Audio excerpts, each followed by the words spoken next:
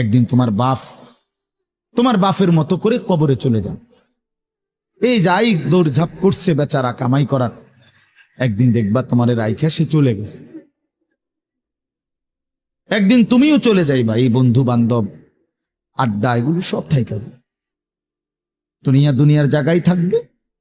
তুমি মরবা যেদিন, আমি মরবো যেদিন, সেদিনও সূর্য উঠবে, চাঁদ উঠবে, পৃথিবীর এই ব্যস্ততা থাকবে, মানুষের দৌড়ঝাঁপ থাকবে, দোকানপাট সব খুলবে, বাজার ব্যবসা চলবে, শুধু আমি নাই।